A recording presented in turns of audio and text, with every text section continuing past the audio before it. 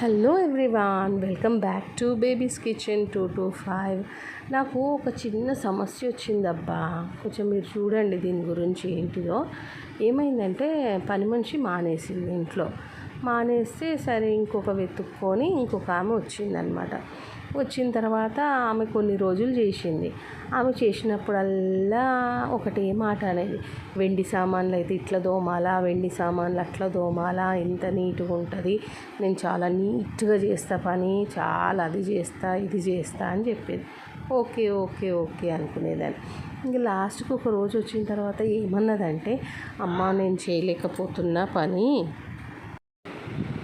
నేను పని మానేస్తున్నాను అని అన్నది. నేనన్నా, అయ్యో ఎందుకమ్మా ఏమైంది, పని ఎక్కువ ఉందా ఏంటి మా ఇంట్లో, లేకపోతే నేను ఇచ్చే జీతం సరిపోతలేదా అని అంటే, ఆమె నాకు ఏం జవాబు ఇచ్చిందంటే, అమ్మ నాకు వెండి సామాన్లు తోమడం మాత్రమే అలవాటు, స్టీల్ సామాన్లు తోమలేకపోతున్నానమ్మా, మీ ఇంట్లో వెండి సామాను ఉంటే తోముతాను అని అన్నది.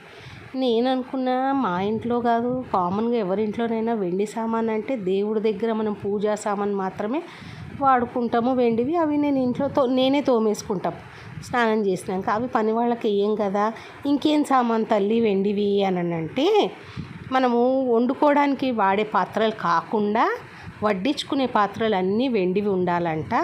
ప్లేట్లు, గ్లాసులు, తినే గిన్నెలు, చెంచాలు ఇవన్నీ కూడా వెండివి ఉంటే అవి మాత్రమే తోముతుందంట తనకు అవి మాత్రమే తోమడానికి వస్తుందంట. స్టీల్ సామాన్లు తోమలేకపోతుందంట. అబ్బా, ఈ మాట విన్న తర్వాత ఆహా నేను ఎక్కడున్నాను అసలు.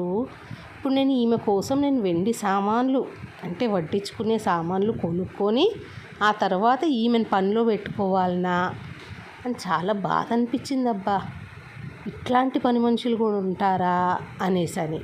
సో ఇప్పుడు నా సమస్య ఎట్లా తీరుతుంది అని అంటే, నేను అంత ఎత్తుకు ఎదగాలన్నమాట. ఇంట్లో వాడుకునే సామాన్లన్నీ వెండివై ఉండి ఆ పని మనిషిని పెట్టుకుంటే అప్పుడు ఆమె వచ్చి తోమి పెడుతుంది.